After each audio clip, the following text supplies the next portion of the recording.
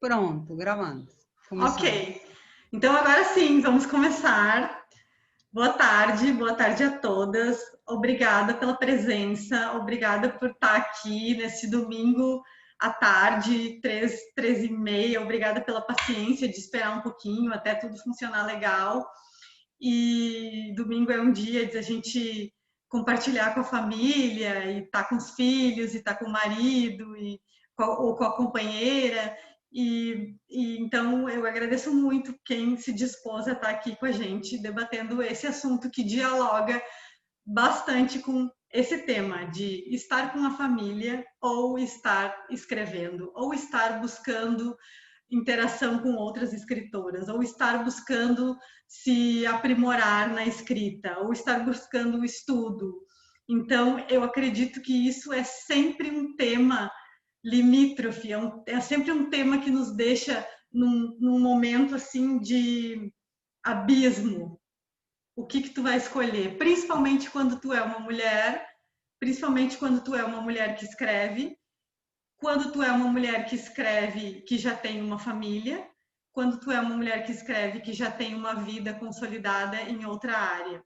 Então eu preparei um pequeno texto só para provocar vocês, gurias. E eu vou ler um pedacinho, tá? Um pedacinho não, eu vou ler, é só um parágrafo, tá? Vamos lá, isso aqui serve para o disparo inicial da nossa discussão. Experimente ser mulher e escrever. Não, pior. Experimente ser mulher, ter um relacionamento estável e escrever. Só para ficar um pouquinho mais difícil. Experimente ser mulher, ter um relacionamento estável, filhos e escrever. Dificultou? E se você for mulher, estiver na meia-idade, num relacionamento estável, filhos e inventar de ousar escrever? Exausta? Não desista, que tem mais uns temperinhos. Experimente ser mulher num relacionamento estável, meia-idade, demandas com filhos crescidos, uma carreira consolidada em outra área. E imagina se esses seus filhos crescidos já te deram netos. E onde já se viu você querer se trancar num quarto, abandonar os netos, os filhos, o companheiro ou a companheira, o seu trabalho de anos para se dedicar a essa bobagem agora? Que porra é essa de resolver escrever? É com essa provocação que eu começo a nossa roda. E eu gostaria de chamar todas vocês agora a dar seus depoimentos. Podem abrir seus microfones. Ao longo da roda eu vou trazer outros exemplos de outras escritoras que também passaram pelo que muitas de nós passam. E eu acho que isso é um assunto super atual e é um assunto que não é de agora, mas ainda é atual. Apesar de estarmos em 2020, estarmos vivendo essa revolução de que muitas pessoas ainda essa revolução de que muitas pessoas já leem mulheres e já respeitam mais as mulheres, mas eu sinto que dentro de casa a gente ainda tem uma dificuldade de se impor quando a gente quer escrever. Se vocês sintam-se à vontade para abrir os microfones e falar, gurias. Se vocês, não sei, comecem aí as mais tímidas, enfim, eu posso chamar se vocês não se sentirem à vontade, mas eu gostaria que vocês tomassem a iniciativa de falar. Quero ouvir vocês. Posso? Boa tarde a todas. É uma alegria compartilhar este momento com gente tão jovem, que eu tenho acompanhado, reconhecendo algumas e conhecendo novas, e eu estou muito entusiasmada. Eu não ando bem de saúde, tenho tido problemas de depressão por conta de N problemas com pandemia, etc. Mas eu confesso a vocês que, mais uma vez, ver estas mulheres incríveis reunidas, eu ganhei mais força, ganhei mais energia E isso, na minha idade, não é tão simples assim. A energia cai para você recuperá-las.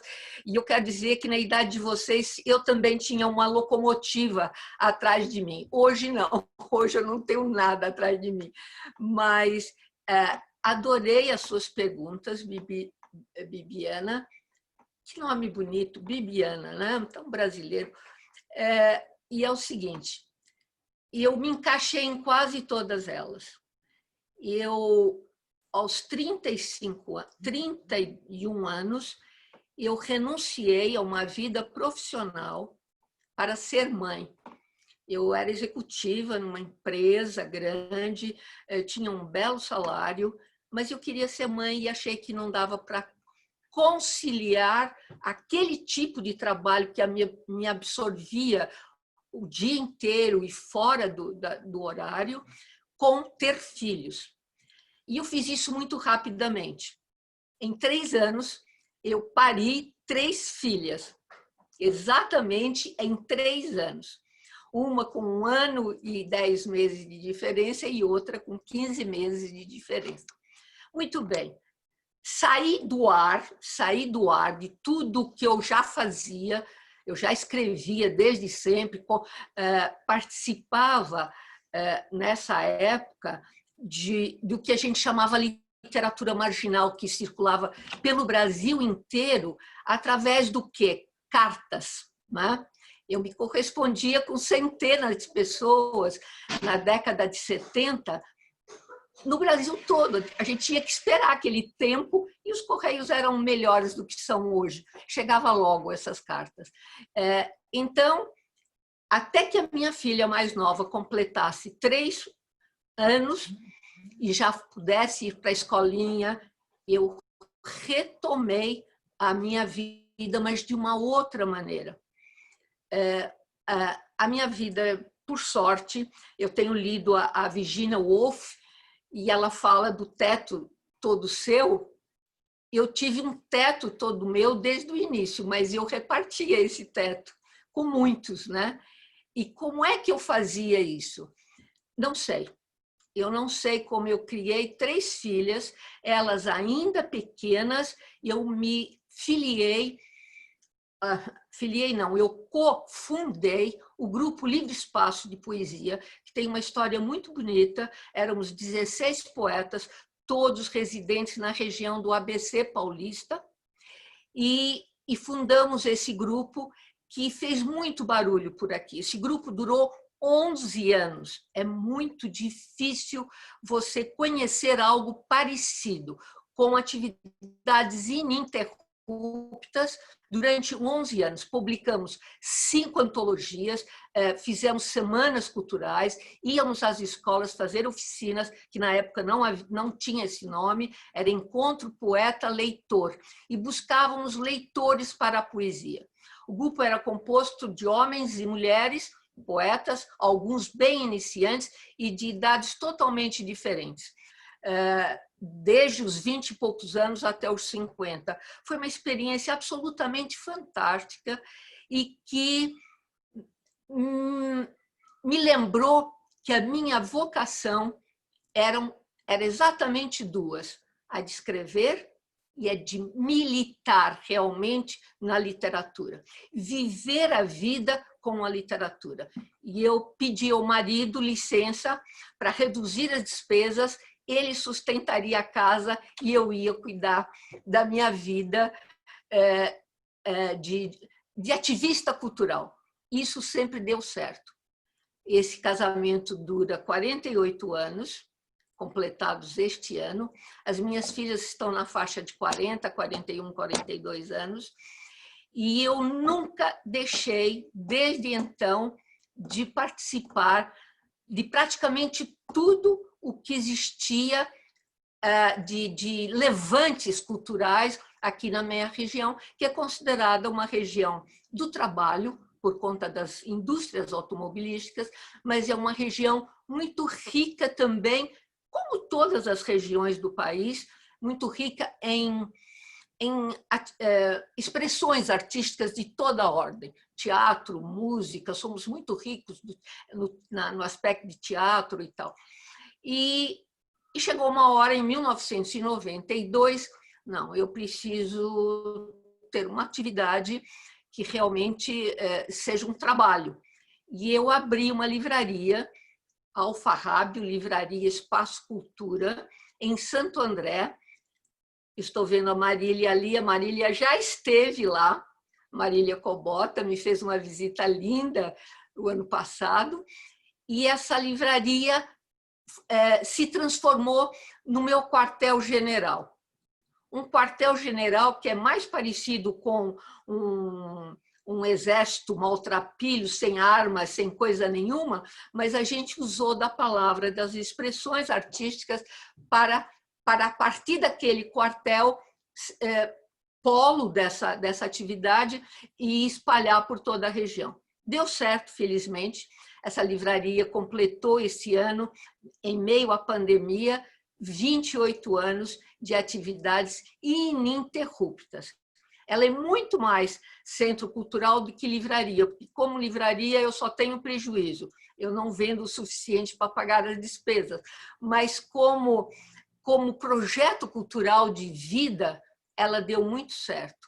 Então, a minha caminhada, eu não quero me prolongar, porque eu quero muito ouvir essa moçada, a minha caminhada sempre andou juntando a família. Eu também sou dona de casa, eu divido em departamentos. Pela manhã, eu tenho até um poema que fala disso, pela manhã eu cuido da família. Cozinho, agora na pandemia, não tenho quem faça isso para mim, cozinho, faço menos, limpar a casa inteira, já não tenho mais energia para isso. Eu preciso de ajudantes. Mas depois do almoço eu sou a livreira, a pessoa que vai para a livraria, que recebe as pessoas com muito café e muita conversa a tarde inteira.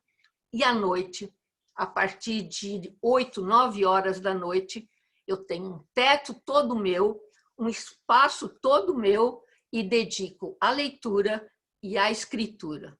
Então, aí eu sou a Dalila Teles Veras, porque, na verdade, eu sou Dalila Isabel Agrela Teles Veras. A Dalila Isabel é a que, durante o dia, faz todas essas coisas.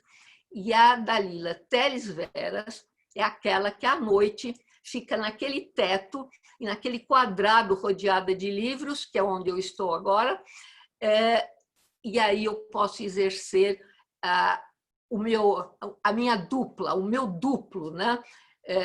Que é ser escritora. Eu tentei fazer isso quando as crianças eram pequenas, não era fácil, eu tinha que aguentar as batidas na porta quando elas acordavam, porque elas dormiam muito cedo, por isso que eu peguei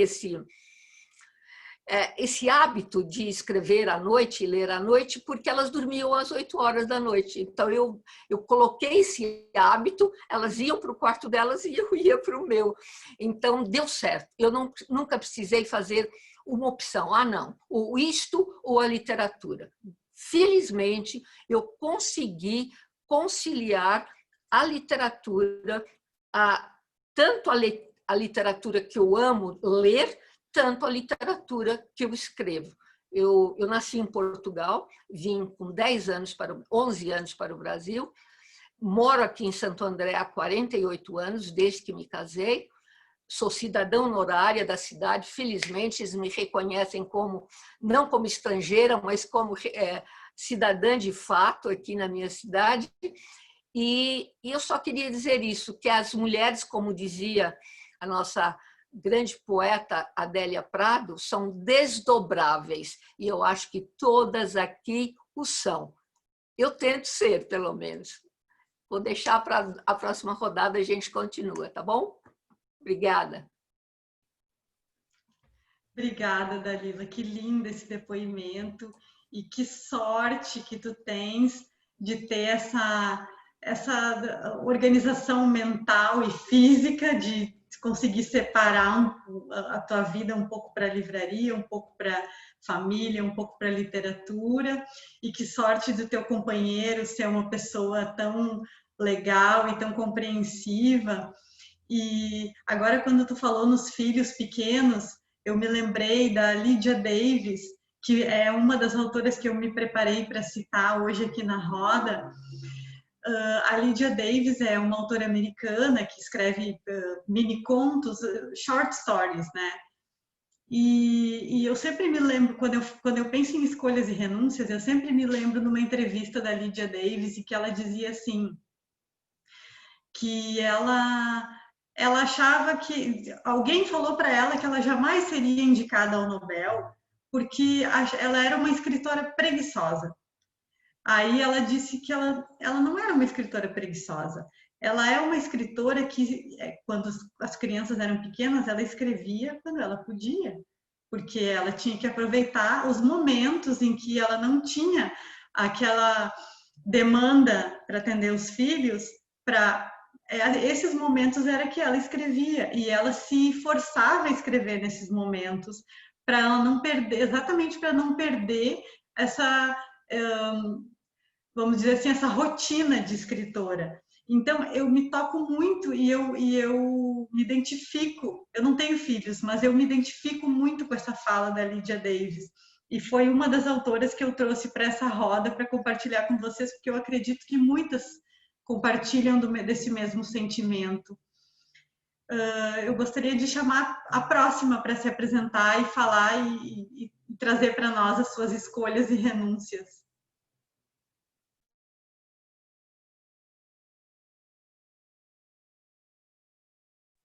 Eu posso falar, Bibi?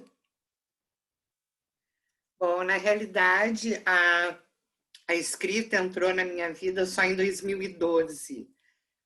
Antes disso, ao longo da vida inteira, eu amei ler. Quando eu tinha 6 anos, eu ganhei um prêmio da melhor composição, na época, né, do colégio.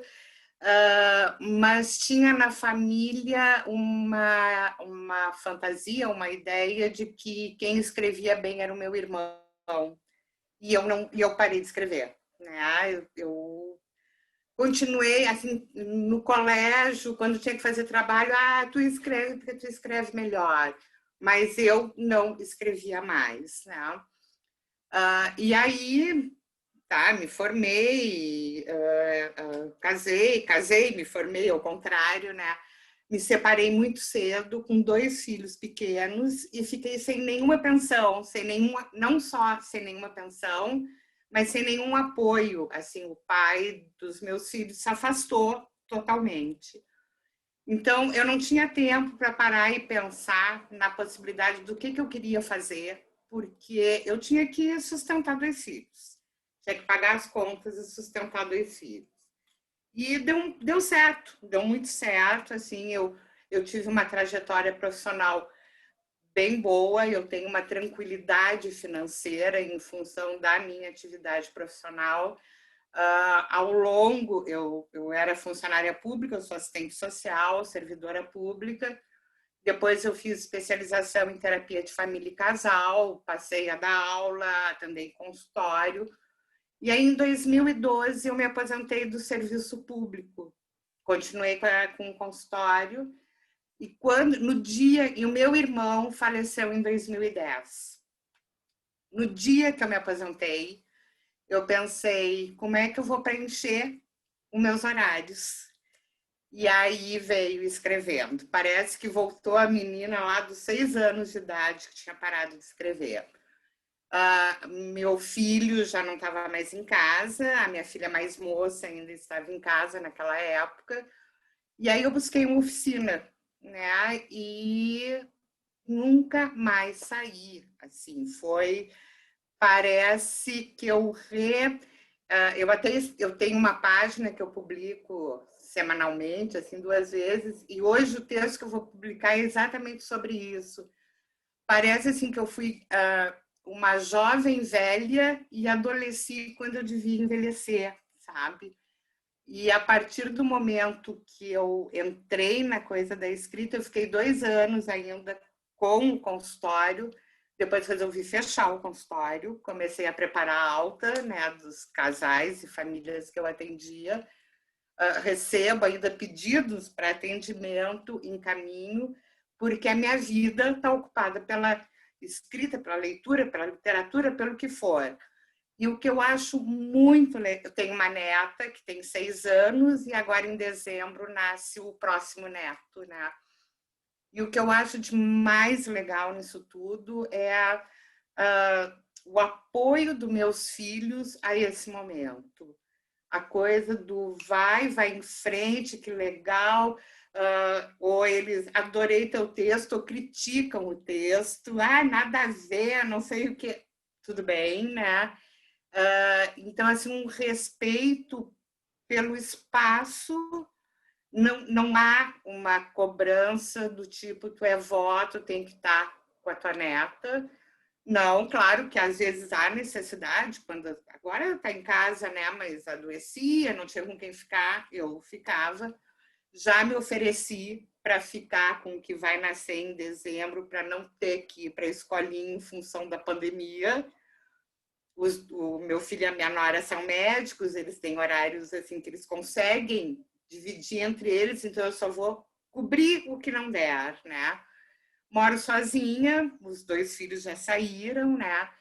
E então eu, em termos de tempo, eu tenho disponibilidade, eu só perdi 40 anos na vida, né, para fazer isso. Mas eu acho que era o momento e, bom, se eu não fiz com 20, eu faço com 60, sabe? Não tem problema. Era isso. Muito bom, muito bom. E muito bom esse negócio de fazer as pazes, né, com um desejo do passado, uma vontade do passado. Isso é muito bom. E eu acho que é isso mesmo, a gente, quando a gente busca uma coisa que a gente queria já há muito tempo, é como se remoçasse, né? É como se sentisse com 20 anos.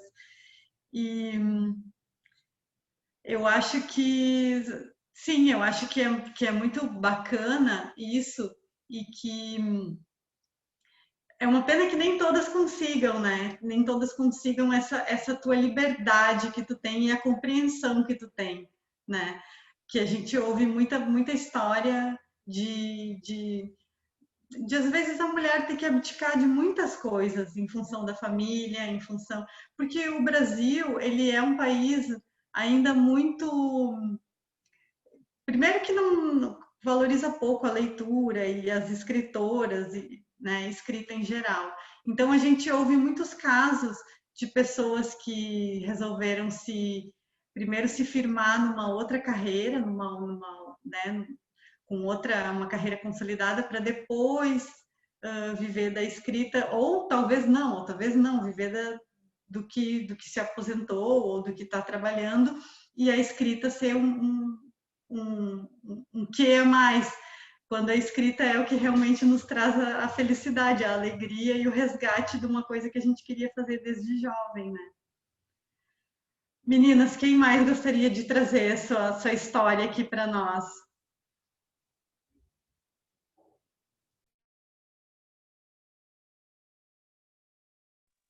Posso falar?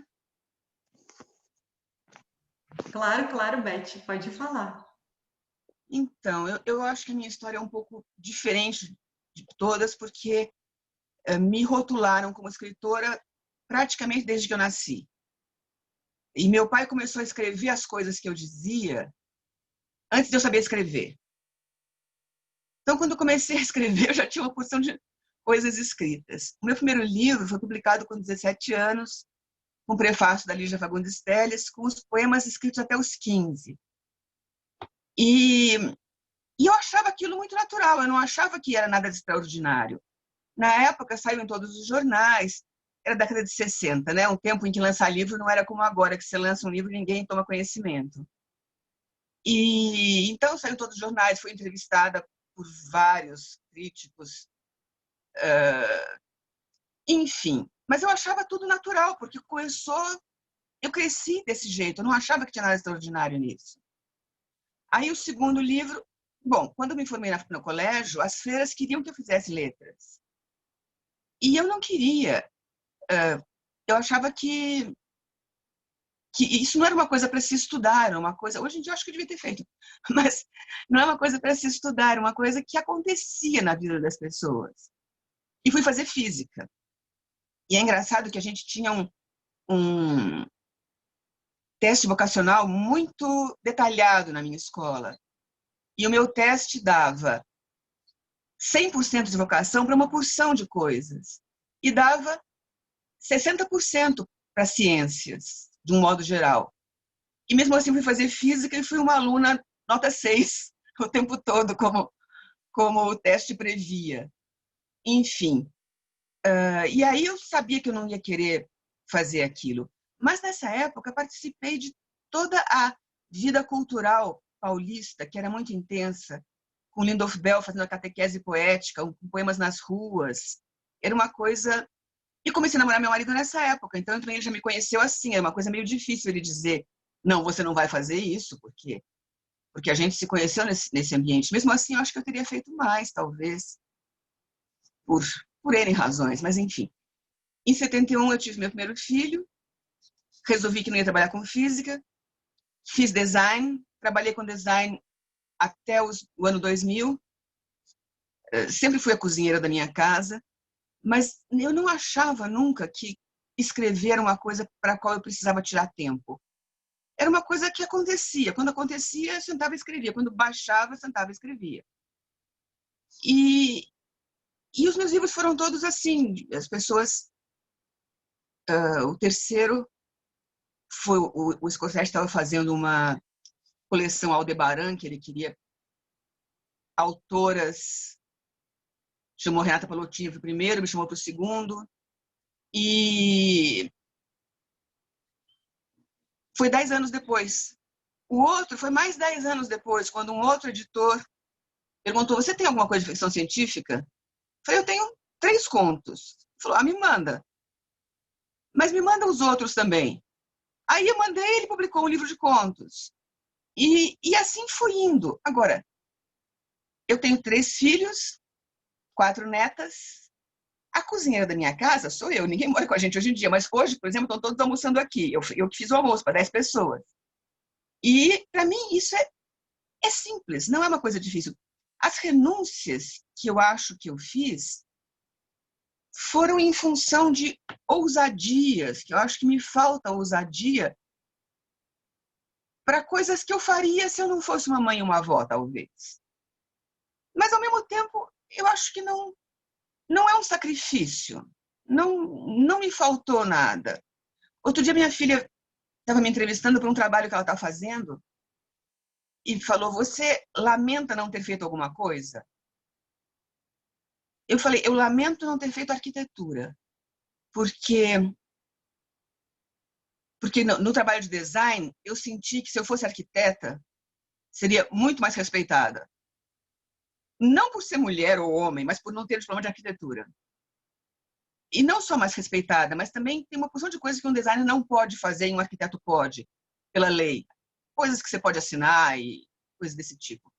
Então, se eu lamento alguma coisa, eu lamento não ter feito arquitetura. Mas também no ano 2000, eu parei com isso, fiz um break total. Eu dei aulas na Pan-Americana de Arte durante 11 anos, de design. E no ano 2000 eu parei com tudo relacionado a isso e fui fazer jornalismo. E eu já escrevia em alguns jornais literários. Mas aí fui fazer jornalismo porque eu achava que precisava do diploma. E assim que eu tirei o diploma, caiu a necessidade de diploma para jornalistas, né? Não precisava mais.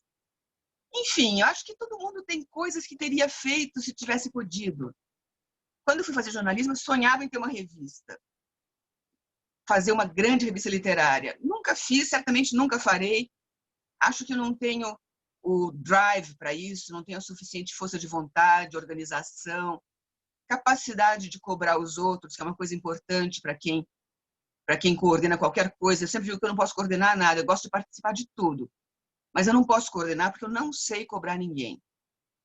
Então, basicamente é isso. Hoje em dia eu tenho 6 livros no Brasil, tem um na Argentina que não foi publicado no Brasil. E é isso. Não sinto que eu tenha renunciado a nada de muito crucial para mim, nem que eu tenha tido que lutar por nada. Mas sei que é uma situação de privilégio. Que a maior parte... Isso que... acho que quem foi que falou? A Avelina, que falou que o irmão, diziam que o irmão é que era o o escritor, eu sinto um pouco isso nos meus irmãos, porque eu sou mais velha. Nós somos 5, os 4 escrevem muito bem. Mas custou muito para cada um deles se revelar, porque quem escrevia era a Beth, entendeu? Eu acho que isso é uma coisa que... A minha irmã publicou o primeiro livro com 40 anos, muito bom. E ela diz, eu na verdade não percebo isso, mas ela disse que meu pai nem lia as coisas dela. Ela mostrava e dava um sorriso simpático e não lia. Eu tenho um irmão que é compositor, tem umas músicas bonitas. Outro irmão tem poemas lindos, mas nunca publicou nada, nem pretende publicar. Então, talvez o fato de que eu sou a primogênita tenha me ajudado muito e tenha atrapalhado os meus irmãos. Beth, desculpa te atrapalhar, mas e tu publicou mais alguma coisa na ficção científica ou foi só lá no início? Não, esse livro tem 3 contos de ficção científica, os outros são contos normais. Contos muito femininos, eu acho, embora em muitos deles o personagem seja um homem. Eu escrevo com frequência como se fosse um homem. E as minhas músicas, eu tenho músicas também, nunca publiquei nenhuma música, mas as minhas músicas são todas em voz masculina.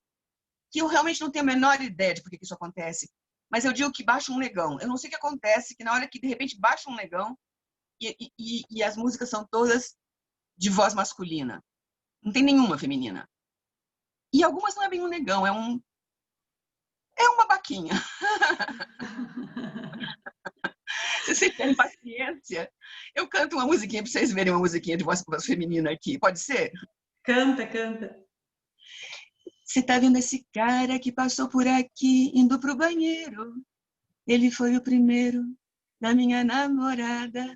Eu nem sei por que ela me contou isso. Eu sei que eu insisti, mas ela não devia ter dito nada. Agora, toda vez que eu vejo esse sujeito, me dá sei lá o quê, um aperto no peito, vontade de matar, vontade de morrer. E, na verdade, eu acho que ele nem queria. Ela se apaixonou e quem resistiria ao olhar apaixonado dessa linda mulher? É feio eu dizer isso, mas o povo jura que água morro abaixo, fogo morro acima. Mulher, quando quer dar, ninguém segura. Mas olha, meu amigo, ouve o que eu te digo. Quando ela está comigo, tudo que eu consigo ver é uma menina pura. Ai, que lindo! Muito bom! Mas são todas engraçadas. Beth, dá licença, Beth. Eu te conheço há mais de 30 anos. E esse lado aí eu nunca imaginei que você teria. Muito bom, viu? Ô, Dalila, eu queria justamente elogiar o seu depoimento. Eu gostei tanto de ouvir, sabe? Eu, se pudesse, se fosse mais perto, eu ia toda hora na sua livraria, viu? Você faz um trabalho lindo. Então, eu queria pegar esse gancho do depoimento da Beth, da fala da Beth, para falar uma coisa que eu ouvi ontem na mesa da Maria Helena Vargas, que também dialoga com o nosso tema aqui, que é sobre o olhar da mulher escritora, que também eu peguei um pouquinho da mesa da Clarice Lispector, da oficina da Clarice Lispector, que as ministrantes falaram que a Clarice ela era muito criticada por não tratar de temas sociais, por tratar de temas mais existenciais, mais intimistas, né? Por outro lado, a Maria Helena de Vargas, acho que foi a Ana dos Santos que contou durante a mesa, que ela preparou um livro e levou numa editora, e a editora rejeitou o livro, né, sem nem ter lido. Basicamente, ela disse, a editora respondeu a ela: nós não temos interesse nesse assunto, ou assim, como se dissesse, nós não temos interesse no olhar de uma mulher normal, de uma mulher com uma vida cotidiana, né? A mulher, ela morava na periferia, mas ela era provavelmente uma professora, provavelmente uma dona de casa, professora, mas que cuidava da casa na época, né? Como era no tempo mais antigo, e em alguns lares ainda é hoje. Então, basicamente, eles não tinham interesse por esse olhar da mulher sobre coisas, da mulher mais cotidiana sobre coisas mais cotidianas do dia a dia. E isso também que dialoga com a Lydia Davis, porque a Lydia Davis ela tem esse olhar sobre questões do nosso dia a dia, do dia a dia, do nosso, eu digo meu também, né? Dia a dia de uma mulher que trabalha numa outra área, vai para casa e cuida um pouquinho da casa, e é casada e tem os afazeres de casa. E então, até me lembrei, a Júlia estava falando hoje, a Júlia Dantas estava falando na mesa da Eliane Brum sobre os textos longos da Eliane Brum, e logo já me fez lembrar dos textos curtos da Lydia Davis, que a Júlia fez um texto que saiu agora no jornal Rascunho, que é um texto que ela falou sobre um texto da Lydia Davis, do olhar da mulher que olha através de uma janela e vê umas vacas. E ela disse que é um texto super contemplativo. Então, nos remete a essa mulher, a essa pessoa que está dentro de casa contemplando pela janela o olhar para fora. E aí eu gostaria de jogar além de ouvir vocês, eu gostaria de jogar de volta essa questão para vocês.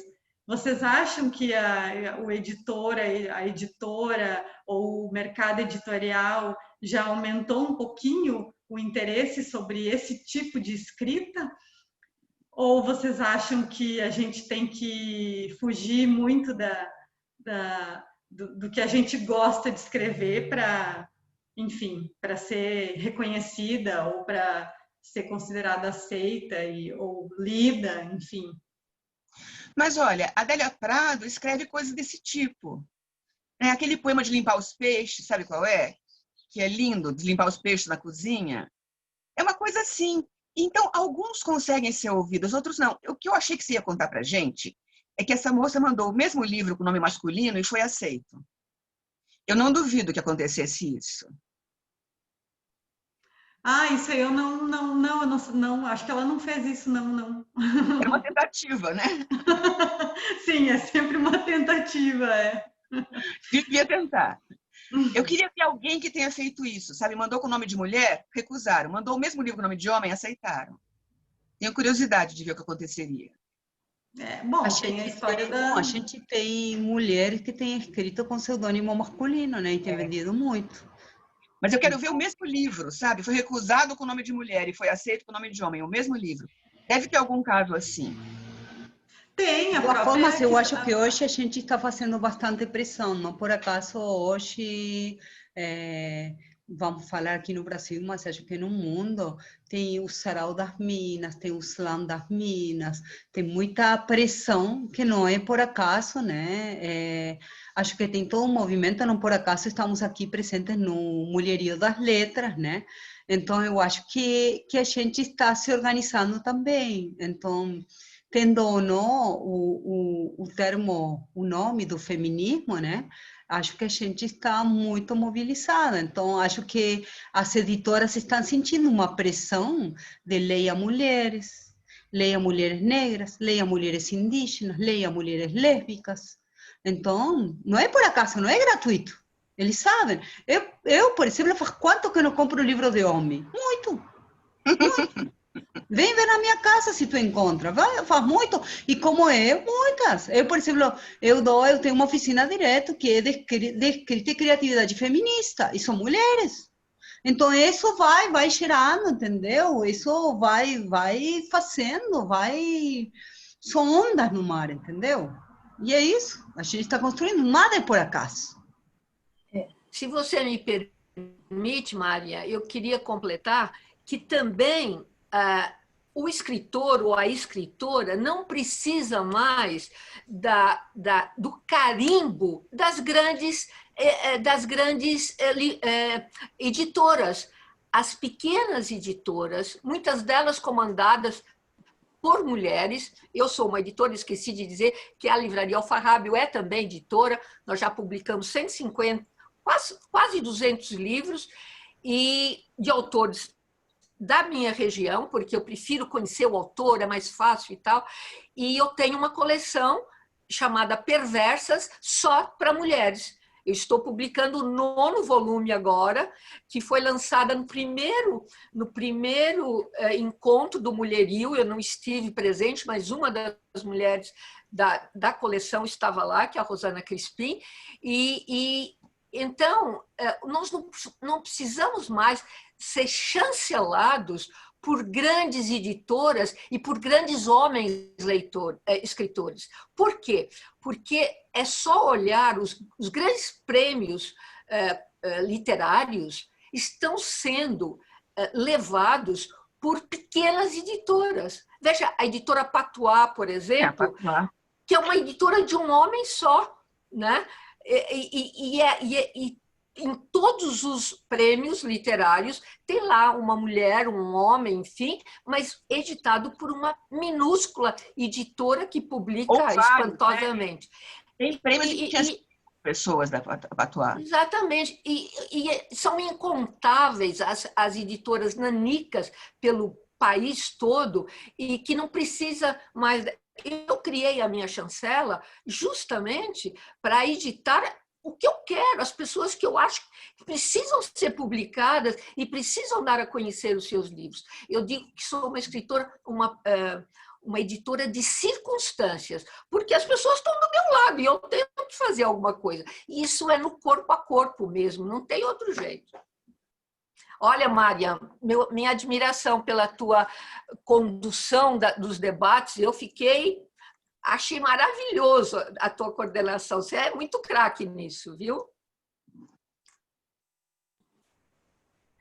Obrigada, Dalila. Legal, um gancho do que a Maria falou a respeito das mulheres leitoras, né? Historicamente, as mulheres sempre foram leitoras, né? Desde a época assim, que surgiu, que elas puderam ser educadas, a função da mulher na literatura sempre foi ou ser a personagem, a musa dos autores, ou serem as leitoras. Então, a gente sabe, por exemplo, Machado de Assis escrevia crônicas para as leitoras, né, da elite, por isso que ele tem aquelas crônicas que são, o público são as mulheres, né? Então, assim, historicamente, a gente sabe que as mulheres sempre foram leitoras, mas leitoras de homens, né? E por isso muitos homens criavam personagens femininos, inclusive românticos, né? Para agradar esse público leitor. Então, o que a gente vê quando surgem as autoras Virginia Woolf, né? Lá no começo do século 1920, isso começa a mudar bem pouco, né? Porque as mulheres começam a ser educadas. E depois, assim, dos anos 70, 80, 90, vem aumentando gradativamente o número das autoras. Agora a gente vê assim, nos anos 2000, quer dizer, nós nos reunimos em movimentos, em redes, claro, então tem essa pressão, né, das editoras para ter, sei lá, um catálogo, algumas mulheres. Então isso é um movimento muito positivo. Então, mas a gente acha que não deve se iludir, né, de que as coisas mudaram muito. Não mudaram muito. Que a gente ainda está lá nas grandes editoras como cota, né? Os prêmios estão premiando, estão dando prêmios para mulheres, mas isso não significa que o mercado mudou, não significa isso, eu acho que não significa. Eu acho que ser mulher, autora, ainda significa, assim, uma grande batalha para você, né? Para sair, assim, por exemplo, tem essa questão que a gente está debatendo aqui da renúncia. As mulheres não conseguem se desvencilhar desse papel de cuidadora da família. Então, eu lembro da Lília, na Porto, que ela ficou 40 anos sem escrever, né? Porque ela se dedicou lá a criar as filhas e tal. Ela tem 3 filhas, depois de 40 anos, daí ela se libertou e agora começa a escrever aí com 70 anos. Então, eu acho que tem essa função ainda, né? Esse papel das mulheres muito atrelado à família, ao fato de ser cuidadora. Eu não sou casada, não tenho filhos, mas eu eu sempre cuidei dos meus pais. Então, sempre vi assim, um empecilho, né, para não conseguir mesmo. Não conseguir ter uma carreira literária. Eu sempre quis ser escritora, desde quando eu comecei a escrever com 15 anos. Só que eu não conseguia. Eu estava assim tão era tão cuidadora da minha família, eu não conseguia, não tinha assim liberdade para seguir o que eu queria. Quer dizer, estava muito vinculada ainda à minha família, a ter que cuidar. E na minha cabeça, assim, eu não posso fazer isso porque e a minha família, os meus pais, não posso. Não eram por questões financeiras, eu não era a provedora dos meus pais, mas tinha essa questão de, mas quem que vai fazer isso se eu não fizer? Eu sou a filha que cuida dos meus pais, entendeu? Então, eu não posso deixar eles, né? A prioridade são os meus pais, né? Então, e só depois, em 2008, eu publiquei o meu primeiro livro. Mas isso levou a vida inteira, assim, para tentar me libertar, para conseguir, né? Me ver como uma escritora. Aliás, isso só nos últimos anos mesmo que eu consigo dizer, tá, eu sou uma escritora. Isso não é, assim, antes lá, sou escritora, mas para minha família isso não é muito importante, porque é só um passatempo, né? Porque... Mas nos últimos anos, assim, eu me vejo, assim, em pouco tempo, uns 2 anos, assim, mesmo depois que eu escrevi, lancei os meus livros, publiquei, ainda não me via como escritora. Eu falava assim, mas, sei lá, isso parece que não é muito, não tem um reconhecimento. Mas não é só um reconhecimento dos pares, reconhecimento por prêmios e tal. É um outro tipo de reconhecimento. Eu acho que é o mesmo olhar das pessoas que estão no seu entorno, né, dos seus amigos, da sua família, que não conseguem te reconhecer. É muito estranho. Assim, para minha família é estranho. Eles nunca... eu sou uma pessoa totalmente estranha para minha família, né? Não é um ambiente de literatura que as pessoas gostam de ler, né? Então eu acho que... Sim, não sei se eu posso te interromper um pouquinho. Não, eu acho que eu vou pegar teu gancho para dizer, eu vejo assim como um respeito pelo tempo de criação que a gente necessita, porque muitas vezes o tempo que a gente necessita para sentar e deixar a imaginação fluir e criar é um tempo solitário, porque escrever é um prazer solitário e a gente precisa às vezes desse tempo. E o que eu noto, eu falo agora por experiência minha, né, que eu tenho outra profissão e depois de alguns anos na outra profissão eu comecei a escrever, que a família te enxerga como um hobby, como uma coisa assim, ela tá brincando né, tá brincando, é um hobby a mais na vida dela, isso aí é besteira, daqui a pouco passa. É uma coisa mais ou menos assim, não é? passa. Faz um mestrado, um curso de pós-graduação em literatura, mas daqui a pouco Eu tenho em mim uma questão um pouco semelhante à sua, Marília, porque eu sou a única filha de 3. E eu segui um caminho muito igual ao da minha mãe, porque a minha mãe é do interior do Rio de Janeiro, e ela se mudou para Goiás, construiu a vida dela em Goiás. E eu sou de Goiás e vim fazer vestibular no Sul, e eu não pretendo sair do Sul. Tem essa distância de 2.000 quilômetros, e a minha mãe teve as irmãs dela para cuidar dos meus avós. Só que eu fico pensando quando os meus pais envelhecerem. E os meus 2 irmãos que estão ali ajudando como podem, conseguem hoje. Só que depois, tinha uns 2 anos atrás, o meu irmão mais velho, que é 4 anos mais velho do que eu tenho 25, falou para mim que ele precisava de ajuda para comprar roupa para ele, porque ele não conseguia comprar roupa para ele escolher, eu tinha que estar ali ajudando ele a escolher. Eu sempre comento isso com a minha namorada, eu tô vendo que eu vou precisar cuidar dos meus pais quando eles de fato envelhecerem. Não porque os meus irmãos não vão estar ali, mas porque eles não vão conseguir cuidar dos meus pais. Ter a paciência de cuidar de uma pessoa idosa, de ter a paciência de certas necessidades.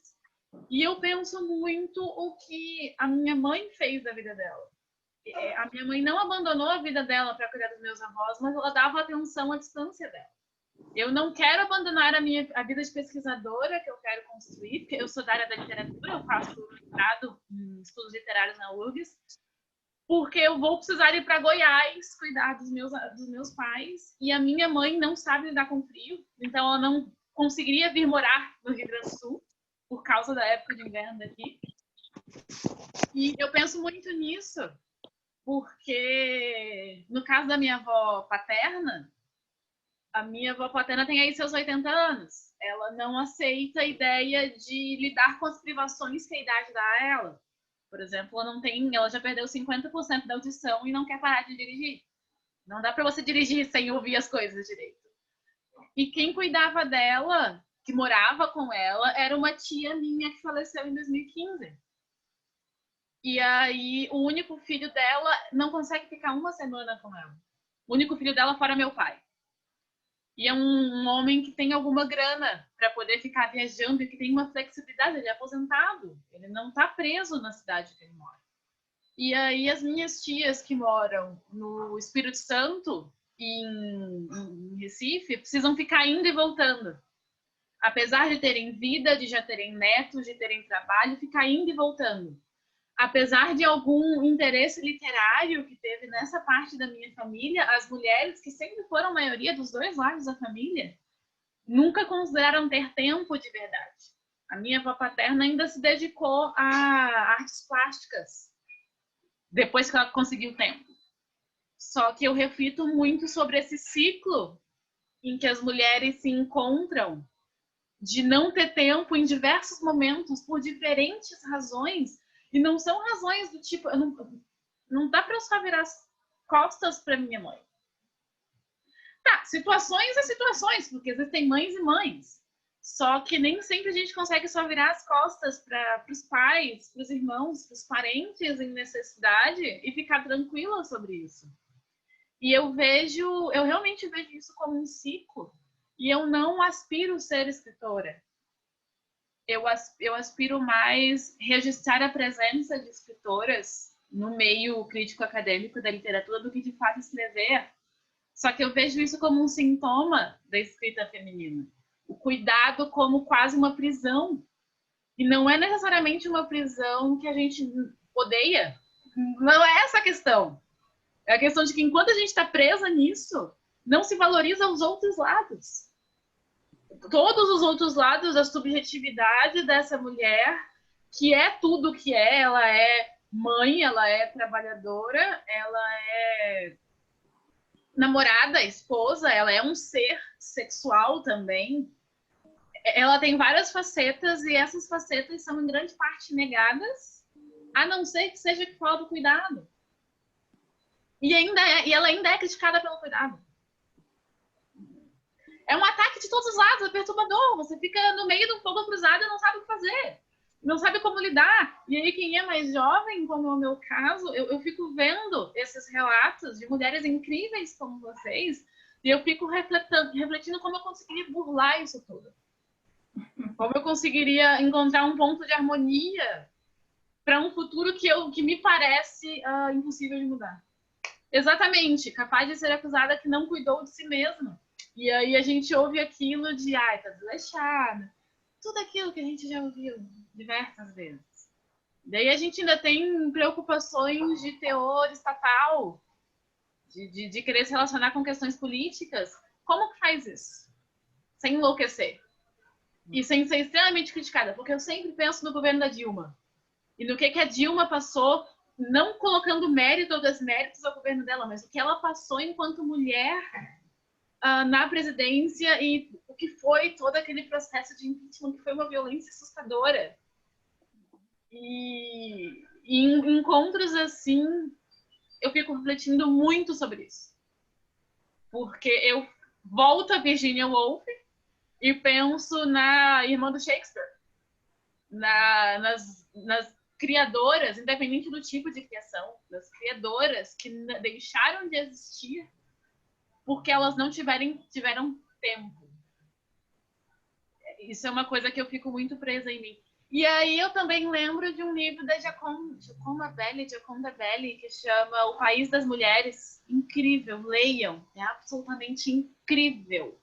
O que ela coloca ali como uma solução para esse problema de tempo das mulheres. Nossa, esse livro é muito bom. Eu vou comprar ele porque eu li emprestado da minha professora. Esse livro é incrível. Ele é um exemplo de uma solução social por uma ativista, não só dos direitos das mulheres, mas de luta contra a ditadura, que foi a Gioconda Belli, eu não estou lembrando o nome dela agora. E essas são as... Exato, Gioconda Belli, isso. Essas são as reflexões que eu fico quando eu vejo essas discussões e as minhas perspectivas pessoais de futuro.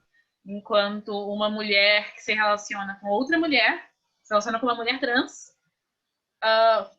que vem de uma família que acho que é nicaragüense, que vem de uma família em que mulheres já quebraram muitos paradigmas, mas ainda estão presas a tantos outros, privilegiada em vários sentidos, e eu acho que é isso.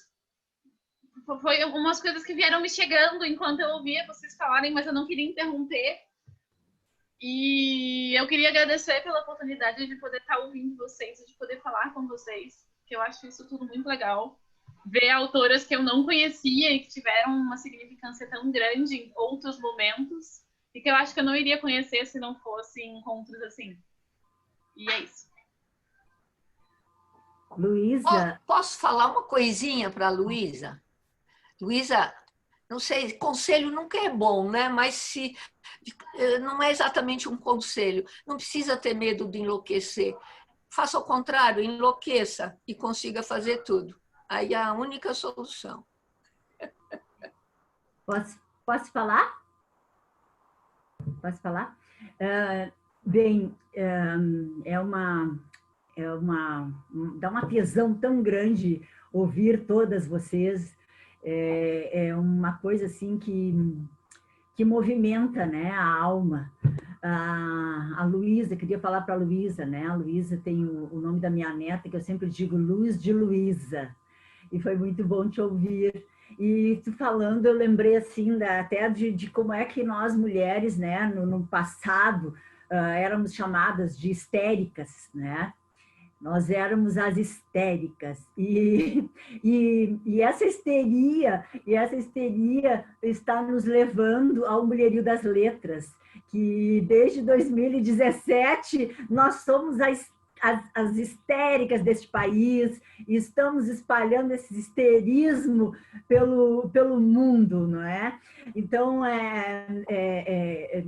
eu, ouvindo vocês tudo falando assim, eu fiquei pensando que eu comecei a escrever, eu comecei a escrever muito cedo, só que naquela época a gente não era valorizado, né? E estudei, imagina, na época do primário, época da ditadura militar e tudo. Então, eu me lembro assim do meu primeiro poema, que eu nem sei se extraviou, né? Foi no segundo grau que eu escrevi um poema, e eu escrevi aquele poema, sabe?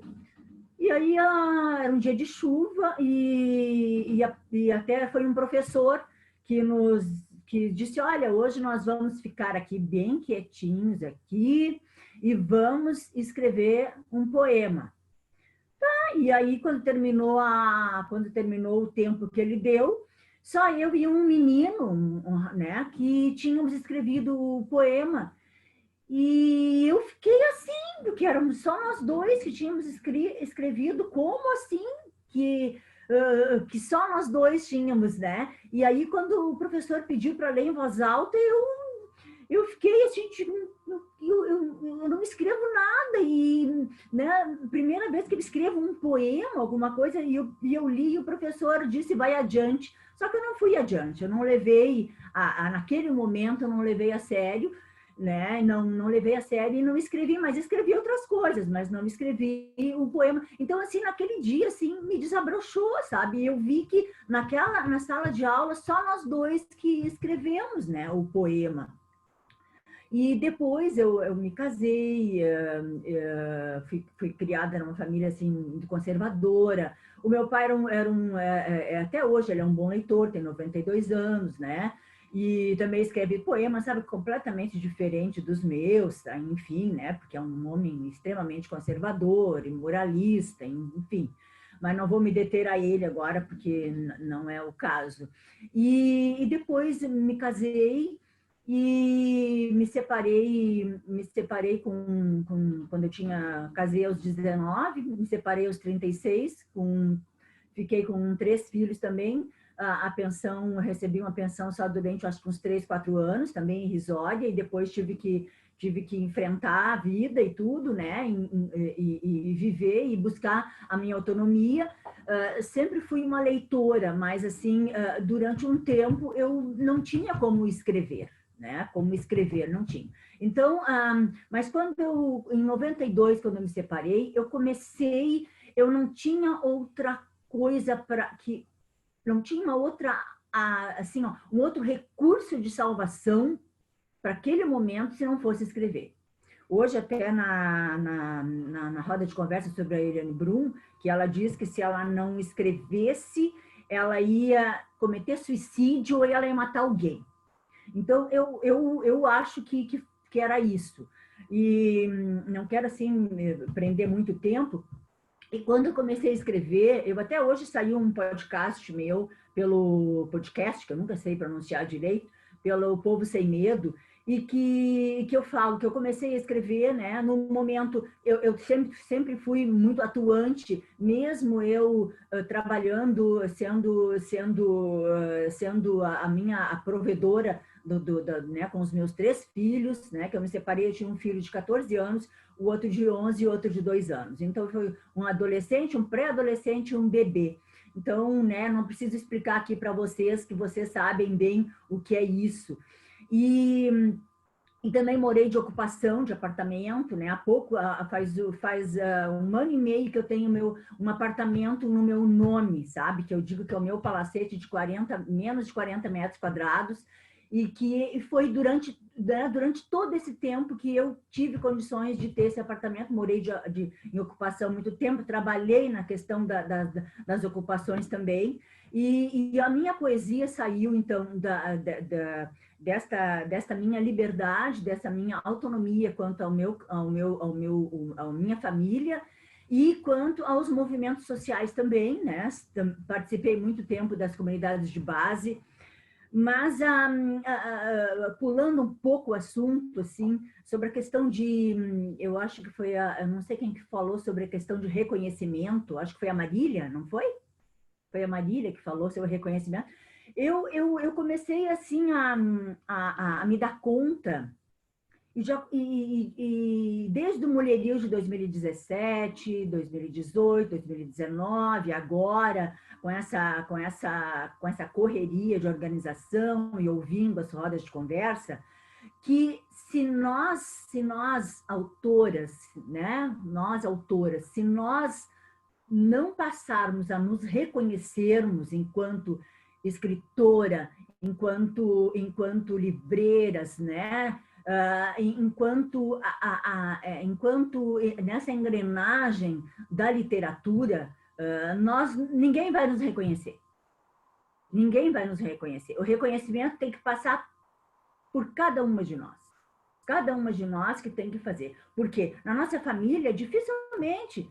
Quando eu lancei o meu primeiro livro, Casa de Infância, né, que por enquanto ainda é o primeiro, tenho participação de antologias, e aí um dos meus irmãos disse assim: mas aconteceu isso mesmo na nossa infância? Eu não me lembro, sabe? Sabe, então... não entender isso, sabe? Não entender as metáforas de uma infância que nós passamos juntos, que eu não passei sozinha, eu passei com eles. E nós sabemos, na questão da literatura, o que acontece na nossa narrativa de infância. A nossa narrativa de infância vai depender da nossa idiosincrasia. Né? Eu gosto muito dessa palavra, porque a nossa escrita, ela vai depender disso, da nossa idiosincrasia, da nossa história. Né? Então, a infância, para mim, Nelly, teve uma importância e eu escrevi aquilo que importava para mim. E se as pessoas não lerem com este viés, elas realmente não vão entender, né? E então a literatura para nós é assim. Eu acho assim, nós temos que nos reconhecer enquanto escritoras, enquanto mulheres, e a importância que eu tenho repetido nas rodas de conversa do Mulherio é nos escutarmos, porque é através da nossa escuta que nós vamos nos descobrir e vamos nos fazer descobertas, porque nós ainda estamos cobertas por uma literatura masculina. E também, repetindo, nas nossas postagens, vocês, não sei se acontece isso com vocês, difícil, olha, são 2, 3 homens que passam por ali para comentar ou para compartilhar. Olha, é muito difícil o homem compartilhar poema das mulheres, é muito difícil. Então, eu acho assim, ó, que nós precisamos nos reconhecermos enquanto mulher, enquanto escritoras, enquanto seres de transformação para essa literatura feminista e para a literatura mundial, né? Feminista, para nos mostrarmos e continuarmos a sermos histéricas. A Mário e o pessoal sabem, estão acostumados comigo, porque de vez em quando me enfezo aqui, tá? Grata por me ouvirem. Então, eu queria falar, complementando a fala da Negri ainda, em relação a construir, ser reconhecida por nós, né? Esse reconhecimento. Tem outra coisa, a questão do cânone, né? O cânone literário é todo masculino, então a gente não pode ter a ilusão, mesmo as coisas mudaram, o cânone continua sendo masculino, entendeu? Então, sei lá, tem quantas mulheres que entraram para o cânone literário? Se o cânone não mudou, quer dizer que as coisas não mudaram, que as redes, que os homens continuam, né, no comando em todos os níveis, né, não só na literatura, mas na política, na sociedade, todo mundo é masculino. Então, eu acho que é uma, sei lá, quem entrou nessa rede, nesse movimento, que é um movimento literário feminista, nossa, então eu acho que é uma luta para a vida inteira, né? Que tem que se conscientizar também, né? Que o mundo é masculino e que é muito difícil, né? Você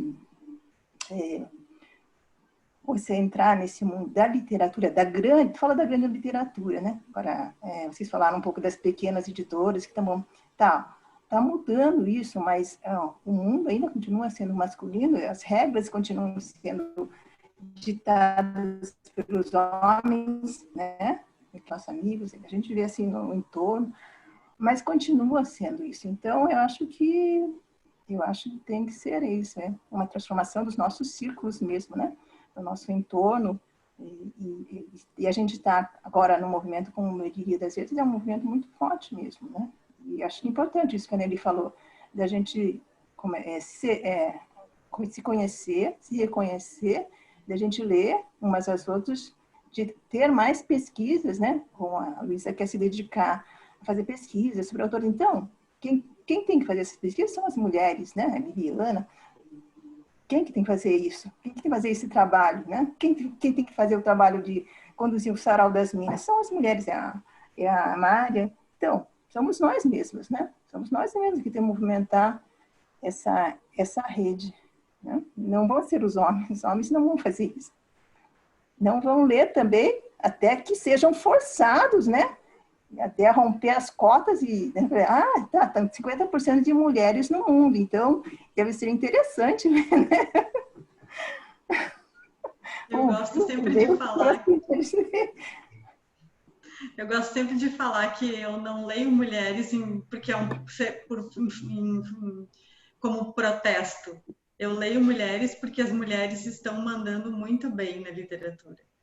E a gente já está passado das 4h30, mas como a gente começou um pouquinho depois, Marian, tu libera a gente mais uns minutinhos, porque, olha, tem umas manas aqui que eu não ouvi, a Ju Blasina, a Maria, a Sarinha, Denise, Terezinha, Ju Vicente. Eu queria ouvir um pouquinho vocês também, porque Algumas eu conheço bem e sei que tem algumas renúncias aí que elas queriam me contar, queriam nos contar, gurias.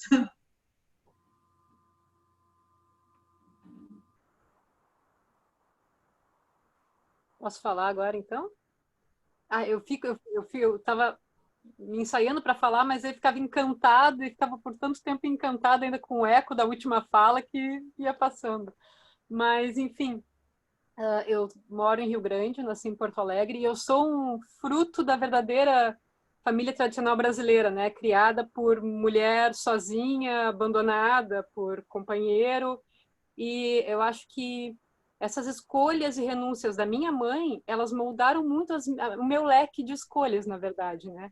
Porque a minha mãe vem de uma família, assim, uma pobreza muito grande, então a minha geração é a primeira a estudar, né, na minha família, estudar graças à universidade pública e à escola pública, né? Então, me pensar escritora, por mais que eu sempre tenha escrito, era uma coisa muito distante. Quando eu fui ter acesso a livros, porque na minha casa não se tinha livros, né? Não cabia ali nas contas que a minha mãe fazia, livros não era uma coisa que coubesse, né? Não era uma necessidade fundamental. Se tinha acesso em escola, né? E emprestado, enfim. Mas eu lia muito do que se encontra com facilidade nas prateleiras. Homens, né? Então, me pensar escritora era uma coisa muito distante. Eu escrevia para mim, escrevia, mostrava na escola, mas... Então, quando eu fui poder fazer uma escolha profissional, eu entrei para biologia, me formei como bióloga. Me formei cedo, com 24 anos, 23, eu acho, terminei o mestrado lá na área da biologia, e aquilo estava me fazendo muito mal, por mais que fosse a poeta que tenha chegado na biologia também, porque os caminhos são muito próximos, o trabalho de laboratório, o trabalho lecionando, porque eu já trabalhava muito, né, porque na minha locomotiva entra muito forte a questão da classe também, e essa locomotiva me atropelou várias vezes durante a vida. Então, foi a primeira vez assim que eu acho que a primeira escolha que eu fiz foi renunciar àquela vida que eu estava levando no automático. Me formei, fiz pós-graduação, e eu tinha que decidir se eu ia fazer o doutorado ou não, porque, afinal de contas, também tinha uma bolsa associada, né, que me permitia o sustento, e eu decidi que não, que eu não queria nada daquilo. E que eu ia me dedicar, então, a estudar mais a escrita, a assumir alguns compromissos com a escrita. E aí, nesse período, eu desenvolvi uma fobia social, uma coisa assim, hoje em dia é absurdo eu pensar que lá, com os meus 25 anos, eu podia sair e eu estava isolada em casa por outras questões. Eu passei 2 anos isolada. O único contato social que eu tinha era pela literatura, que eram nas oficinas virtuais que eu fazia, e nessas trocas, e me aprofundei muito naquele universo. O que me fez sair de casa, que eu consegui, e aos poucos ir superando, claro, com acompanhamento terapêutico também, mas foi quando eu decidi, então, fazer vestibular de novo para letras, também na FURG, que é a universidade que a gente tem aqui, que é a minha, se não sei se é a minha primeira ou a minha segunda casa, é muito difícil dizer, mas então comecei a cursar letras naquela época e me dedicando paralelamente, comecei a me envolver com o ativismo cultural da minha cidade, minha cidade, né, que eu moro há mais tempo, que é em Rio Grande, e pessoal de Pelotas também, que era muito organizado, e me envolvi assim num projeto de poesia no bar, que nós fazíamos de sarau em vários bares da região. Só que aí eu precisei trabalhar e tive que de novo renunciar à universidade, porque o trabalho que eu consegui, que era bem legal, era no jornal, que a gente nem tem mais jornal na minha cidade, vejam bem, não tem mais um jornal físico na minha cidade. Para trabalhar, tive que renunciar àquilo ali, que era algo que para mim, né, era tão importante. Mas a escrita eu nunca renunciei. Na verdade, se eu renunciar à escrita, eu não tenho mais nada. É essa sensação que eu tenho. E quando eu consegui ter um teto meu, que eu fui morar sozinha um período, eu me vi grávida. E assim, eu escolhi experimentar a experiência da maternidade, embora eu sempre repudiasse e ainda repudio a instituição, né? E todas as renúncias que ela nos impõe, que não existem tantas escolhas conscientes, né? As escolhas ali no que concerne maternidade é muito complicado. E o meu filho hoje está com 8 anos, estou aqui falando do quarto dele, olha o meu teto, né? O meu teto é o lugar que está vazio na casa, a gente cria o teto. Se a gente for esperar ter o local adequado, a gente não escreve nunca. Como diz a Virginia, as interrupções sempre vão existir, né? Então a gente fala mais alto e impõe a voz e aprende a criar tetos, né? E a experiência da maternidade, para mim, foi muito transformadora. Muito da minha escrita hoje em dia é marcada por isso. É indissociável, como todas as outras experiências, né? Mas as experiências do corpo também marcam muito, né? O que eu ia dizer também que era sobre isso? Enfim, e agora estou fazendo de novo, entrei para pós aqui na FURG, estou estudando Catherine Mansfield, é o meu objeto de estudo, estou estudando escrita feminina e teoria literária feminista. Estou muito feliz com poder fazer essas escolhas, mas elas não são possíveis porque também existe, né, essa luta contra o sistema, meu companheiro dividindo, né, a gente compartilhando tarefas, compartilhando a criação de filhos. Sabemos que não é a realidade da maioria das mães, então essas mulheres estão, sim, aprisionadas em vários espaços diferentes, não podendo fazer essas escolhas, né, não é só uma questão de vontade, tem vários fatores, né, envolvidos. E é isso, agora eu estou aqui por quê? Porque eu posso, no meu domingo, tendo um filho de 8 anos em casa, há 240 dias sem sair, sem contato com crianças, porque ele está com o pai fazendo alguma outra atividade na outra peça da casa. Então, precisa se existir essa reivindicação por igualdade, por equalidade, né? É uma luta constante. Então, para que a gente possa ter oportunidade de escolhas, né, sem renunciar o que nos é de mais essencial, precisa ter essa luta constante, né? E o cansaço, às vezes, também faz parte da locomotiva. Também não, né? É grande parte da locomotiva que nos atropela. E eu estou muito feliz de poder ouvir vocês. Nossa, estou emocionadíssima com os depoimentos. Obrigada por essa partilha. Obrigada, Ju. Adorei. Muito, muito importante também o teu depoimento. E eu sabia que tu, né? Eu sei que tu tem um filho e sei que tu tem os compromissos, né? E da tua carreira e da faculdade. Então, eu queria muito te ouvir. Que bom que tu falou. Quem mais quer falar? Vocês estão me ouvindo? Sim, sim. Sim. Ou então, gente, eu estava aqui, né, ouvindo tantas falas incríveis, né, força desses depoimentos, e aí eu fiquei, assim, muito refletindo, assim, não vou falar, não vou falar, porque eu acho, assim, que quando a gente trata desses assuntos, eles têm o poder, assim, de nos, pessoalmente falando, de me transportar para lugares de desconforto, né, para lugares, assim, onde talvez a emoção acabe atrapalhando a fala, né? Acabe indo para além do que eu gostaria, porque eu vejo, assim, na minha percepção, falar de renúncia, não tem como não falar de renúncia e não falar sobre como alguém comentou agora anteriormente, falar também sobre classe, né? Falar sobre raça. Então, todas essas renúncias, elas são atravessadas, né, por isso. E assim como a Juliana também falou agora, também não é muito uma questão de... Tem que se falar das escolhas, né? Mas quando a gente fala em escolhas, parece ser um modo muito geral de dizer como se tivesse muitas opções, né? E nem sempre todas essas opções existem, né? Elas não são igualitárias. Então, quando eu fico pensando sobre essas renúncias, eu fico me lembrando de uma porção de coisas que eu gostaria de ter feito e eu não podia fazer, né? E não por uma questão de não querer, mas até mesmo a literatura, como a Bibiana comentou, que é vista, né, pela família dela como um hobby, quando você tem que colocar o trabalho na frente de qualquer outra coisa, né, o seu sustento, a literatura, ela se torna, infelizmente, um desejo secundário, né, que para quem resiste, porque quando a gente fala de resistência é justamente isso, né, você tentar ir contra todas as estatísticas, né, e esse mundo que nos diz que esse não é o nosso lugar, mas a gente também não pode esquecer que todos esses obstáculos, né, eles acabam fechando portas, mais do que abrindo, né.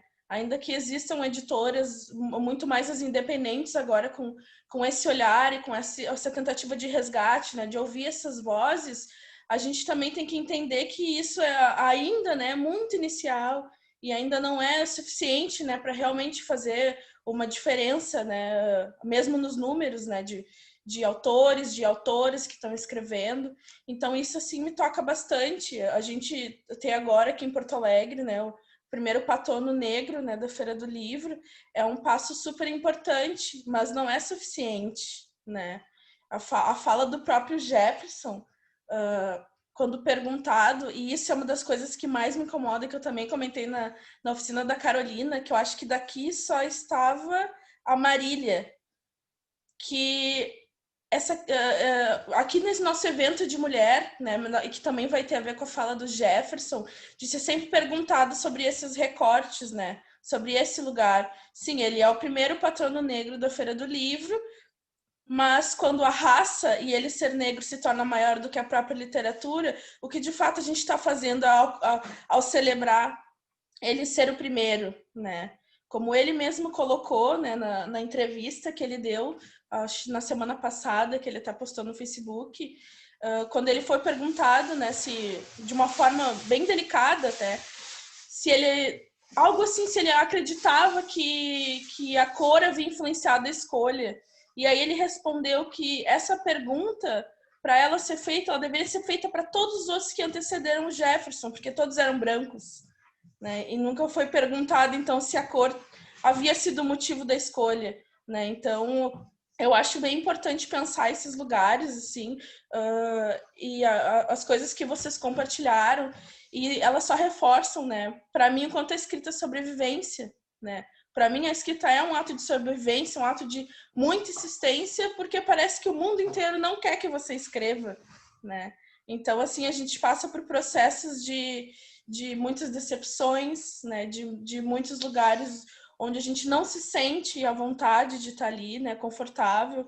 E aí eu também acredito que espaços como esse do Mulherio das Letras sejam muito importantes, né, de existirem para a gente poder se sentir confortável, se sentir acolhida, né, de estar num espaço de ter troca, de poder falar. Quantos espaços de literatura eu já frequentei onde a maioria eram mulheres e as mulheres não falam, porque os homens simplesmente falam e não deixam espaço para ninguém falar. E isso é lamentável, para dizer o mínimo, né? Alguém também comentou anteriormente sobre os homens não compartilharem poesias de mulheres, né? Então, a gente tem que enxergar isso, né? E tentar pensar como que a gente pode subverter, né, esse cenário. Na oficina da Carol, no último dia que foi ontem, a oficina da Carol, a gente estava falando, né, estava discutindo bastante sobre o que nós podemos fazer para mudar esse cenário, e vai depender muito de abrir mão de privilégios, né? Porque para os homens deixarem de ser majoritariamente os componentes desses espaços, eles vão ter que deixar o seu espaço para alguém entrar. E isso é muito difícil.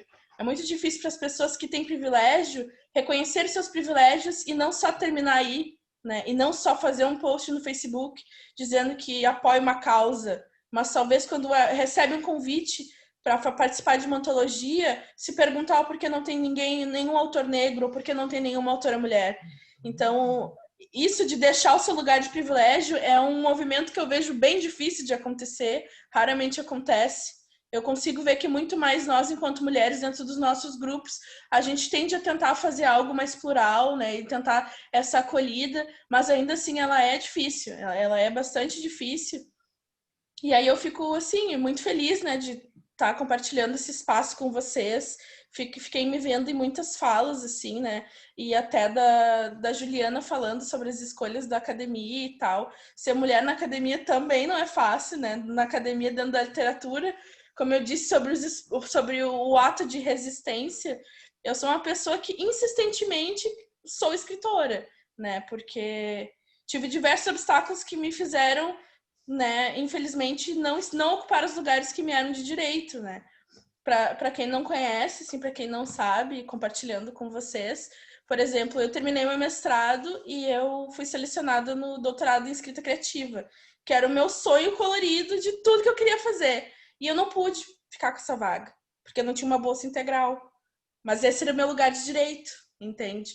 Então, quantos processos, assim, a gente passa de a gente realmente não ter o que fazer, não tinha o que fazer, como muitas outras pessoas não tiveram o que fazer com relação a isso. E então, quando a gente fala de escolhas, a gente tem que pensar, né, no que são essas renúncias, né? Não é somente não querer, né? Às vezes é não poder, não ter condições de, ou às vezes não ter nem conhecimento de como as coisas funcionam, porque os espaços de literatura, eles também são muito fechados, né? A gente tem círculos de literatura que eles são extremamente fechados e não deixam que novas pessoas entrem, né? Então, é isso que eu queria contribuir aí com vocês. Obrigada. Uma coisa que eu faço muito, Juliane, que vai diretamente do que você falou, principalmente na questão de classe. Por exemplo, eu comprei essa semana da Taverna, que é uma livraria aqui de Porto Alegre, o Amada, da Toni Morrison, porque eu preciso ler esse livro para uma disciplina que eu estou fazendo no mestrado. Ele não tem ele em português. Eu leio muito bem em inglês, mas eu não conseguiria ler esse livro em inglês. Tentei. Então, quer dizer que eu já não consegui um PDF para ler. Eu precisei comprar. R$67. Meu chuveiro queimou ontem e eu precisei pagar R$40 naquele negocinho que tem que trocar lá dentro, que queimou e pá. E aí eu terminei essa semana também A Mão Esquerda da Escuridão, da Úrsula Le Guin. Maravilhoso, leiam. E eu consegui comprar essa edição por R$4,90. E aí vamos dizer que ficam uns 12 no estante virtual. Logo que anunciaram que iam relançar ela alguns anos atrás. E ainda estava lendo, e esse livro lida muito com questões de gênero. E eu fiquei pensando na questão, em como a questão linguística se aplicou nesse livro. Tanto no original, em inglês, quanto na nova tradução que foi publicada agora. Eu não tenho condições de pagar pela nova tradução para eu poder fazer essa análise comparativa. Aí eu comprei o Amada e comprei um livro para minha namorada também, ficou cento e poucos reais. E o livro da Maria Pessan também, os poemas que eu li desse livro, eu fui na taverna ler, porque eu preciso escolher quais livros comprar. Eu preciso dar uma prioridade absurda para quais livros comprar. Aí, uns 2, 3 meses atrás, a União das Editoras Universitárias, uma coisa assim, fez uma promoção e eu consegui comprar uns 7 livros por R$250. E aí eu fiquei esses 3 meses em que eu consegui parcelar sem comprar outros livros, porque eu precisava comprar esses livros. E aí eu tô sempre desatualizada. Eu não consigo ler o que eu precisava ler. Então, a gente chega a um ponto que, apesar de ter acesso a publicações mais antigas, por PDF mesmo, porque chega um ponto que a gente precisa piratear. Viva meu leitor digital! Apesar de ter acesso a outras grandes autoras mais antigas, eu não consigo tanto acesso às autoras às quais eu sou contemporânea e a autoras que não são tão conhecidas e mais antigas, porque eu não consigo comprar um livro. Eu preciso escolher o que comprar, eu preciso dar prioridade para a academia. Eu tenho livros meus em 3 lugares diferentes do país, porque eu vou me mudando e eu não consigo trazer os livros comigo. E aí eles ficam na casa de amigos meus, esperando eu ter uma oportunidade para poder trazer eles para cá. E daí, quando eu consigo trazer eles para cá, eu não tenho onde colocá-los, porque eu não tenho estantes ou prateleiras o bastante. Agora eu tô podendo, porque eu tô fazendo umas prateleiras com a minha namorada, mas a gente compra a prateleira crua e fica meses juntando para poder comprar os equipamentos que precisa para lixar e etc. As mãos francesas que são caríssimas, para ter sequer onde guardar os livros. E isso é uma coisa que me persegue, o não ter onde guardar os livros desde que eu sou pequenininha. Que os meus livros ficavam no chão de casa.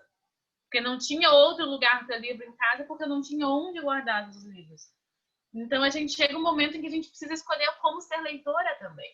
Não só como ser escritora, mas como ser leitora. Porque a gente não consegue seguir e se atualizar no que está acontecendo.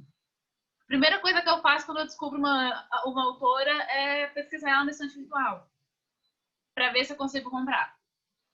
E aí a minha lista de quero no estante virtual e na Amazon é imensa. E todo dia eu estou adicionando mais coisa. E muitas vezes eu não consigo concretizar aquela leitura porque eu não consigo comprar o livro. E aí ontem eu quase fiz uma compra, mas eu me segurei, porque senão ia ficar complicado para pagar o cartão de crédito no mês seguinte. E essas são certas reivindicações de classe que eu fico vendo. A família negra da minha mãe que não tem livros em casa e a família branca do meu pai que tem livros em casa. O que é isso? O que é esse sintoma? Como se lida com isso? Por que eu sou a única da família, de toda a família, que é voltada à área dos livros? Essas são outras reflexões que ficam me perseguindo toda vez que eu preciso escolher qual livro comprar. O livro que eu quero, o livro que eu preciso, ou eu me rendo a ler algum dos PDFs que eu já tenho salvos, com aquela frustração lá no canto de eu não queria ler esse agora, quero ler aquele outro, mas eu não consigo. E aí, durante a pandemia, a gente não consegue nem ir nas livrarias, ficar gastando o livro deles lá, que é outra coisa que eu faço. São essas pequenas decisões que a gente vai vendo e que eu vejo que muitas pessoas na academia hoje passam por isso também. Só que as bibliotecas das universidades não estão atualizadas. Eu não consigo um livro da Toni Morrison numa biblioteca da universidade. Eu não consigo os livros da Ursula Le Guin, e a Ursula Le Guin é 50 anos. Tem livro dela publicado no Brasil há 50 anos. E a gente não consegue. Daí eu solto mais essa aqui, do acesso à leitura, do que a gente consegue ler, pelo que a gente consegue pagar para ler. Porque eu também não posso só pedir para as editoras darem os livros. Tem todo um trabalho dos profissionais ali e de como as editoras vão se manter. Só que dificilmente eu consigo pagar da livraria. É complicado. Luísa, a tua fala é tão forte, tão intensa, tão poderosa, que a gente se sente assim energizado, o sangue começa a correr, assim, essa tua juventude e força, e eu só posso te pedir, assim, fica com a gente aqui no Mulherio. E, gurias, é com uma dor do coração que eu tenho que encerrar a nossa roda, porque agora que a coisa está muito interessante, muito frutífera e muito boa, mas eu vou aproveitar que vocês todas estão aqui e já vou convidar que amanhã a Juliane Vicente, essa moça maravilhosa que acabou de falar também, vai estar mediando a roda de racismo, vai estar super interessante amanhã às 15h. Quem está inscrita vai receber o link, quem não está inscrita, manda um e-mail ali para as inscrições, que eu mesma respondo pessoalmente, já mando o link também. E eu não sei, para terminar, se alguma mana quer dar algum recado final, assim, para terminar, tá? Ó, a Dalila quer dar um recado final e depois a gente segue para a noite, que é a mesa da Lara de Lemos. Uma pergunta. Oi. Uma pergunta. Vai ser transmitida essa oficina que a Juliana vai coordenar? Sim, essa roda? A de agora, só que a gente não conseguiu, a gente teve um probleminha técnico e não conseguiu transmitir, mas a gente vai publicar. Eu não estou inscrita, mas eu quero ver. Onde que eu posso ver? Ou vai estar transmitida pelo Facebook, ou pelo... A gente está transmitindo pelo Facebook, pelo YouTube e pelo Facebook do Mulherio das Letras do Rio Grande do Sul. Tá, então encontro. Obrigada. Tá. Eu acho que só vai ser transmitida amanhã pelo Facebook. Depois a gente vê por qual. Mas vai ser. Isso. Deixa a Darila falar que ela tá pulando ali. Eu quero confessar que eu estou apaixonada pela Luísa. Que maravilha de depoimento. Que energia que a gente ganha quando ouve alguém falar como você falou. E isso me deixa convencidíssima que o nosso papel é mais do que nunca político. Político. O que nós estamos fazendo aqui é um ato político. E por que político? Porque nós vivemos um governo que não é mais democrático, que quer acabar com o ensino público, gratuito, com as cotas, enfim, com tudo aquilo que ainda era pouco, mas que nós havíamos alcançado.